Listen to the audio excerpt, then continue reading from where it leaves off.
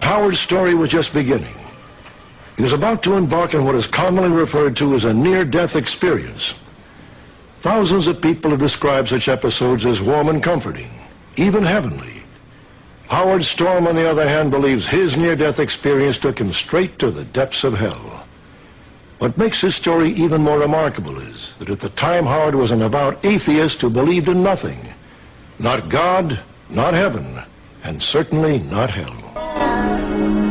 And in that complete despair and pain and hopelessness, a small light appeared and got brighter and brighter and brighter. And I felt this brightness reach down and pick me up, and I was like all healed and whole and full of the most wonderful physical ecstasy. And he called a number of angels around us, and they showed me the effects that I had on other people, how it hurt other people. And I think to myself, I'm scum. I don't belong here. They've made a mistake. And then for the first time, he spoke to me and said, we don't make mistakes. You do belong here. Howard Storm's journey to the other side was over. He says a mysterious figure instructed him to return to earth and live with love in his heart.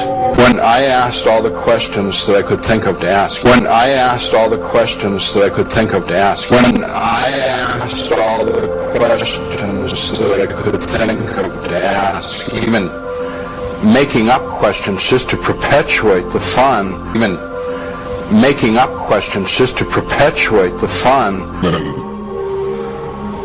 making up questions just to perpetuate the fun. If this is true, how much of a fucking airhead were you?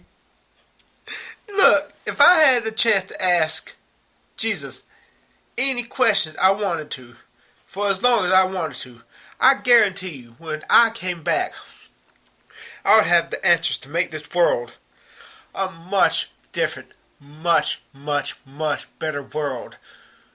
I would come back with answers that would demonstrate I had truly met a consciousness outside of my consciousness, a consciousness vastly superior to my consciousness, and not just answers that my super subconscious could have somehow known. Duh, ding dong. Fucking dumbass.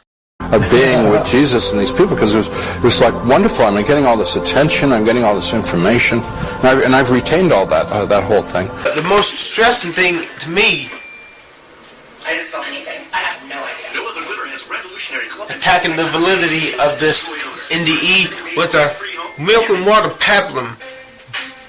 Useless questions he asked Jesus. He did not ask Jesus any real questions, which, if this Jesus would have answered, would have demonstrated that this Jesus was not a simple fabrication of his own mind.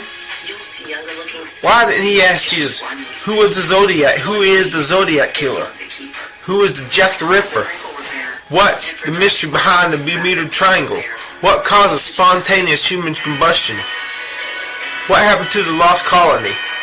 Now, if he had asked his Jesus questions like this and gotten viable answers that could later be demonstrated to be correct, then I would know he had spoken to someone beyond the fabrications of even the deepest part of his subconscious. They say the human mind is more vast than this universe.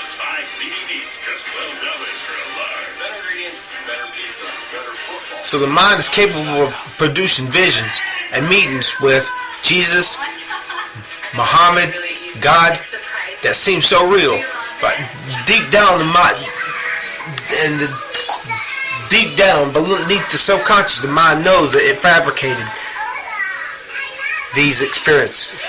Hence, Howard Storm says It became an obsession with me to wonder whether my experience with Jesus and his angels was real or the product brought on by the trauma of a dying brain.